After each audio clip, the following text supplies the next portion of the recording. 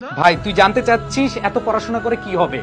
একটু মনোযোগ দিয়ে শুন। তুই যে পড়াশোনা করতেছিস সেটা তোর পড়ার টেবিলে হোক, তোর হোস্টেলের পড়ার টেবিলে হোক, তোর ম্যাথের পড়ার টেবিলে হোক, তুই কি জানিস তোর পেছনে আরো দুইটা চোখ তাকিয়ে আছে?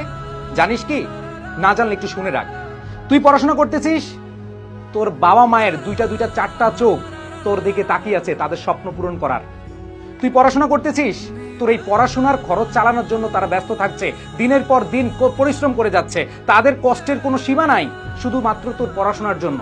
তুই পড়াশোনা করতেছিস, তারা অধীর আগ্রহে বসে আছে কবে তোর প্রতিবেশীকে, তার কাছের মানুষগুলোকে বুক ফিলিয়ে বলবে যে আমার ছেলে আমার মেয়ে ভালো রেজাল্ট করেছে। তুই পড়াশোনা করছিস, তোর বাবা মা দুই হাত তুলে অজরে কাঁদতেছে আল্লাহর কাছে যেন তুই ভালো রেজাল্ট করতে পারিস।